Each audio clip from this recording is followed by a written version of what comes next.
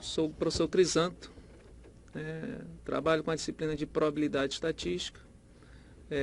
Vou trabalhar com vocês a disciplina de matemática e estatística aplicada, para o curso técnico em meio ambiente, ok? E nesse primeiro momento, nós temos a nossa apresentação. Há muito tempo já trabalho no ensino superior com essa disciplina e iremos ver a respeito do plano de curso, aqui o que está proposto para nós. A nossa ementa: razões e proporções, regra de 3, porcentagem, potenciação, fração, unidade de medida, áreas e volumes, introdução à estatística, tabelas e gráficos, análise de dados e indicadores e probabilidade. No primeiro momento nós iremos ver todos esses conteúdos, todos relacionados com a parte de estatística e probabilidade. Então todos eles vão estar concentrados dentro dessa mesma disciplina. Tanto porque por conta das partes de proporção, razão e regra de 3, porcentagem, estão todas associadas à parte de estatística. Então nós iremos ver bem aqui a respeito das nossas unidades. Unidade 1, que é o primeiro tópico: conceitos básicos sobre estatística, distribuição de frequência, razões, proporções, porcentagens, tabelas e gráficos. Então seria a nossa primeira unidade que nós iremos trabalhar. Na segunda unidade, medidas de posição, média, mediana, moda e separatriz. Medidas de dispersão, você tem o desvio médio, variância, desvio padrão e coeficiente de variação. E para a nossa unidade 3, nós teremos noções de probabilidade, experimentos aleatórios, espaço amostral, eventos e propriedades, probabilidade condicionada, teorema do produto, eventos independentes e teorema de Bayes. Para a nossa unidade 1, nós teremos algumas atividades propostas relativas à nossa videoaula, com conceitos iniciais de estatística. O fórum de discussão nós teremos como tratamento de informação, gráficos e estatística, no qual será mostrado um videoaula para vocês também. E atividades de casa, o que a gente foi proposto, vai ser anexado uma apostila exatamente para dar complementação às atividades, ok? E na unidade 3, também medidas de posição, média, mediana, moda. E nessa unidade 2, nós teremos atividades propostas também relativas à videoaula, fórum de discussão, atividade de classe, atividade de casa, exercício de estatística descritiva. Na unidade 3, noções de probabilidades, experimentos aleatórios, espaços amostrais, eventos e probabilidades. Agora, nessas atividades relativas a noções de probabilidade, você tem a videoaula, o fórum de discussão, atividade de casa e a avaliação, que vai ser voltado para probabilidade. Ok? Então, está concentrado todo o nosso trabalho dentro dessas 3 unidades. Nós iremos agora dar continuidade à nossa aula e à nossa aula introdutória a respeito de estatística. Mas, na realidade, o que é estatística? Afinal, o que representa a estatística? A palavra estatística vem do status, estado, em latim. Então, ela significa estudo do estado. A estatística está interessada nos métodos científicos para coleta, organização, resumo, apresentação e análise de dados, bem como na obtenção de conclusões válidas e na tomada de decisões razoáveis, baseadas em tais análises. Entendemos a estatística como um conjunto de técnicas que permite, de forma sistemática, organizar, descrever, analisar e interpretar dados oriundos de estudos ou experimentos realizados em qualquer área de conhecimento. Segundo Juran, você tem a estatística é a ciência da tomada de decisão perante incertezas. É a coleta, a análise e a interpretação de dados. É um kit de ferramentas que ajuda a resolver problemas. é a base para a maior parte das decisões tomadas quanto ao controle da qualidade, assim como em quase todas as outras áreas da atividade humana moderna. Vista dessa forma, a estatística não deve ser confundida como uma disciplina isolada. Ela vem como um conjunto, né? E sim compreendida como uma ferramenta ou um conjunto de ferramentas, disponível para a solução de problemas em diversas áreas do conhecimento, inclusive relativo a controle do meio ambiente, né, sobre os desmatamentos. A gente utiliza esses estudos relativos à estatística para poder tomar decisões relativas aos acontecimentos. A estatística é o ramo da matemática interessado no método científico para coletar, organização, resumo, apresentação e análise de dados, bem como na obtenção de conclusões válidas e na tomada de decisões razoáveis, baseadas em tais análises. Onde se aplica a estatística? As aplicações concentram-se fundamentalmente em dois campos de ação. É o controle estatístico do processo e o controle estatístico da qualidade. Definimos, segundo Juran, como processo o que é esse controle relativo a processo. Processo é qualquer combinação específica de máquinas, ferramentas, métodos, materiais e pessoas empregadas para atingir qualidades específicas num produto ou serviço. Estas qualidades são chamadas de características de qualidade, que podem ser uma dimensão, propriedade do material, aparência ou etc. Controle é um ciclo de feedback, através da qual medimos o desempenho real, comparando com o padrão e agimos sobre essa diferença. Controle estatístico do processo é dado pela aplicação de técnicas estatísticas para medir e avaliar a variação dos processos. Controle estatístico de qualidade é a aplicação de técnicas estatísticas para medir e aprimorar a qualidade do processo, né? Ferramentas de diagnóstico, planos de amostragem e outras técnicas estatísticas. As várias fases do método estatístico estão delineadas a seguir. As etapas descritas nas seções de planejamento, coleta, crítica, apuração e exposição constituem a estatística descritiva, enquanto a seção de análise constitui a estatística indutiva ou inferencial. A primeira situação relativa à fase da estatística, né, é a definição do problema, a formulação correta do problema. Examinar outros levantamentos realizados no mesmo campo vai nos ajudar a tomar uma decisão relativa a isso, porque até então você tem um conhecimento informal do problema. Saber exatamente o que se pretende pesquisar, definindo o problema corretamente. As variáveis, população e hipóteses. Como eu voltei a falar a respeito, você tem algum conhecimento informal relativo ao problema. Então, você vai estar direcionando esse seu estudo para interferir.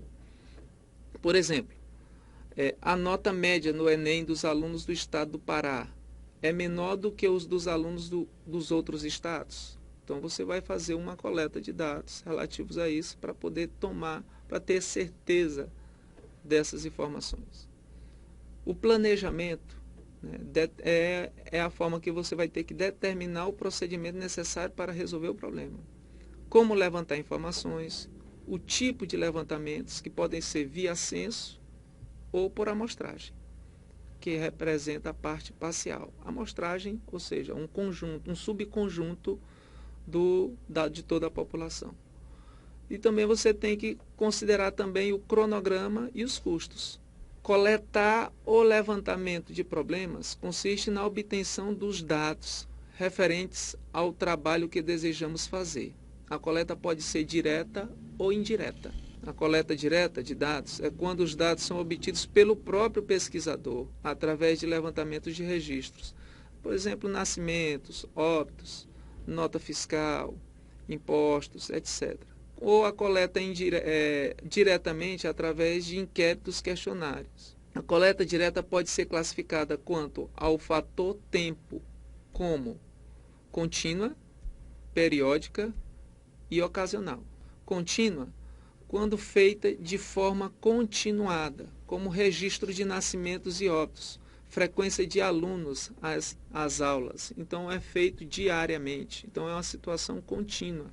Periódica, quando feita em intervalos constantes de tempos, como o censo. O censo, muitas vezes, é realizado de 10 em 10 anos. Censos realizados de 10 em 10 anos. Avaliações mensais e etc. Ocasional, quando feita em determinada situação para atender um objetivo, como pesquisa de mortalidade de um rebanho, pesquisa eleitoral, pesquisa de um produto no mercado. A coleta indireta é inferida de elementos conhecidos através de uma coleta direta, ou do conhecimento do fenômeno realizado aos fenômenos estudados. Por exemplo, a pesquisa sobre mortalidade infantil, que é feita sobre a coleta direta de dados de nascimentos e óbitos. A apuração dos dados ou sumarização, ela consiste em resumir os dados, né? Você vai organizar esses dados através de uma contagem e agrupamento. É um trabalho de coordenação e de tabulação, né? Ou seja, é um critério de organização dos seus dados. A apresentação dos dados. Os dados sempre devem ser apresentados de forma adequada, seja através de tabela ou gráfico, seguindo os critérios determinados no planejamento e utilizados no processo dos dados. Então, essa apresentação geralmente pode ser feita forma tabela ou gráficos. Análise e interpretação dos dados. É a última etapa do processo estatístico. Consiste em tirar conclusões sobre os dados levantados e processados, inferindo conclusões sobre toda a população, a partir de dados coletados de uma parte representativa da população, que é dada como uma amostra. Inferir é tomar decisões relativo ao que você estudou. A estatística pode ser dividida em 3 grandes áreas: estatística descritiva, probabilidade e inferência estatística. A estatística descritiva pode ser definida como um conjunto de técnicas destinadas a descrever e resumir os dados, a fim de que possamos tirar informações e conclusões a respeito de características de interesse. Pode ser resumida da seguinte forma: coleta de dados, crítica dos dados, apresentação dos dados, que pode ser em forma tabela ou gráficos, e a análise dos dados. A crítica dos dados, né, é exatamente como você vai organizar os seus dados, né? A apresentação é como você vai expor os seus dados, né, em forma de tabela ou gráfico. Probabilidade, outra subdivisão da estatística. É a base matemática sobre a qual a estatística é construída. Fornece métodos para quantificar a incerteza existente em determinada situação, usando ora um número, ora uma função matemática. A probabilidade ela exatamente é a base sobre a qual a estatística foi construída, por fundamentação do seguinte, de que você trabalha as possibilidades de ocorrência de um experimento. Então, você faz a análise mediante a sua pesquisa e você tem a sua probabilidade de acontecimento relativo àquela pesquisa. Inferência estatística é a parte da estatística que trata das condições sobre as quais faz-se inferência, ou pressuposições ou generalizações, né, sobre uma população. A inferência estatística envolve questões de 2 tipos: a estimação de parâmetros populacionais e os testes de hipóteses. População é o conjunto de todos os elementos que nos interessa estudar. Por exemplo, como todos os clientes de um banco, todos os alunos de uma faculdade, todos os automóveis da Ford, né, todo o sangue no corpo de uma pessoa e etc. A população ela pode ser dada de forma finita ou infinita. Quando ela é finita, ela apresenta um número limitado de observações, que é passível de contagem. Quando ela é infinita, ela apresenta um número ilimitado de observações que é impossível de contar. A amostra que você tem é um subconjunto da população, é um pedaço, né, da população, e deverá ser considerada finita. A amostra deve ser selecionada seguindo certas regras e deve ser representativa da população. O que representa e o que significa ser representativa da população? Vamos considerar como um exemplo você é uma pesquisa eleitoral com 10 milhões de habitantes, você não pode considerar 10 pessoas como opinião relativo a intenções de voto sobre certo candidato, porque essas 10 pessoas não é representativa a 10 milhões. Ela tem que ser bastante representativa, é uma amostra bem considerada, de modo que ela represente todas as características da população, né? Com relação à idade, né, sexo. A amostragem é um estudo da relação existente entre a amostra e a população de onde esta foi extraída. A amostragem é usualmente realizada com o objetivo de estimar parâmetros da população. Por exemplo, para se saber se o bolo de chocolate está bom, basta comer uma fatia. Não necessita você comer o bolo todo, né? Relativo para você saber se o bolo está bom. Você come uma amostra e toma a decisão relativa ao todo. Então, alguns exemplos da utilização da amostragem são pesquisa de opinião pública, né? Inspeção de mercado utilizado com o intuito de descobrir as preferências das pessoas em relação a certos produtos, para estimar a prevalência de uma doença rara. A amostra pode ser constituída por algumas instituições médicas, cada uma das quais tem registro dos pacientes. O censo apresenta dificuldades que tornam a amostragem um pouco mais atraente. Entre as dificuldades que o censo apresenta, pode ser apresentadas as seguintes. Por exemplo, a população pode ser infinita, né? Então o censo se torna inviável de se fazer esse estudo. Neste caso, fica impossível. A amostra pode ser atualizada mais facilmente que o censo, então ela se torna mais viável. O custo do censo pode torná-lo inviável. Fatores de tempo e custo podem apontar pela preferência entre uma amostra e um censo. Porém, há ocasiões em que o levantamento do censo pode ser mais vantajoso. Por exemplo, quando a população é pequena e o custo entre o censo e a amostra forem praticamente iguais. Se o tamanho da amostra necessária tiver que ser muito grande em relação à população examinada, nas ocasiões em que se exige precisão completa, em geral o uso de amostragem leva à redução de custos e tempo. Mas a amostragem precisa ser feita com critérios, pois pretendemos ter amostras que permitam, a partir de uma análise estatística apropriada, obter conclusões satisfatórias sobre toda a população. Alguns exemplos de aplicação da estatística, por exemplo, na teoria da resposta ao item. Uma universidade pretende estudar a proficiência dos estudantes submetidos a um processo seletivo e os parâmetros dos itens. População, conjunto de todos os estudantes submetidos ao exame.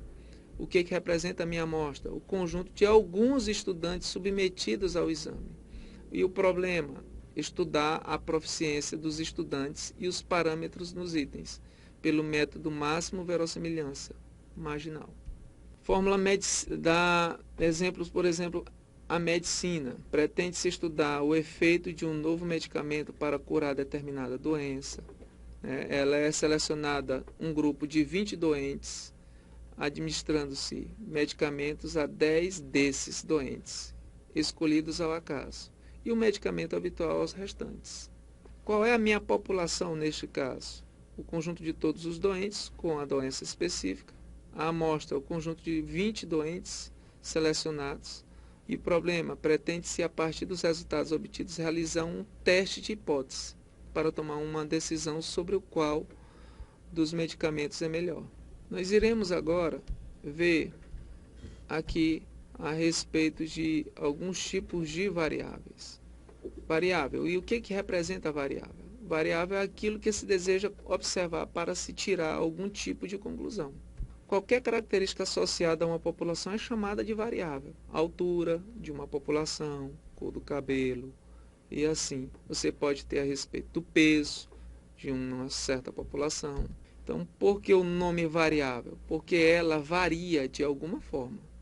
Exemplo, idade, pode variar de 0, 1, 2. O sexo, estado civil. Qualitativas, as variáveis, elas podem ser qualitativas quando são características que não podem ser medidas. Elas podem ser qualitativas nominal ou ordinal.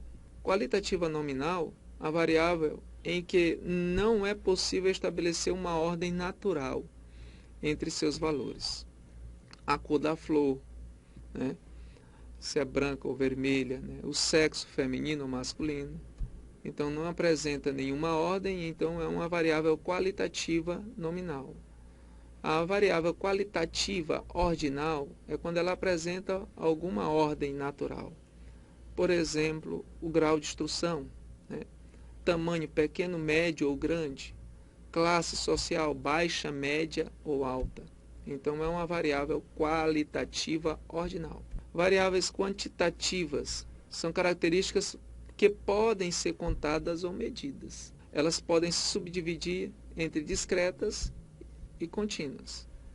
Discretas são aquelas variáveis que podem assumir somente valores inteiros num conjunto de valores. É gerada pelo processo de contagem. Número de folhas por planta, número de carrapatos por animal.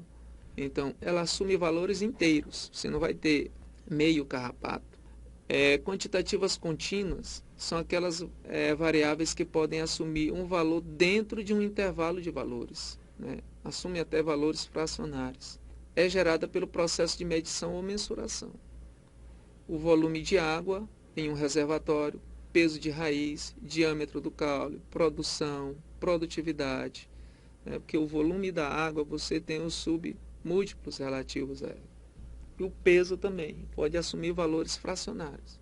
Parâmetro é uma medida numérica que descreve alguma característica da população. Estimador é uma medida numérica que descreve alguma característica de uma amostra. Então, a diferença, eles têm os mesmos significados. A diferença é que uma representa a característica da população e o estimador a característica de uma amostra. O valor numérico de um estimador é chamado de estimativa de seu respectivo parâmetro. Bom, gente, e aí nós concluímos aqui essa nossa primeira parte a respeito de conceitos iniciais relativos à estatística descritiva. E no próximo momento nós iremos trabalhar a respeito de gráficos e tabelas e estatística relativo à medida de posição e medida de dispersão.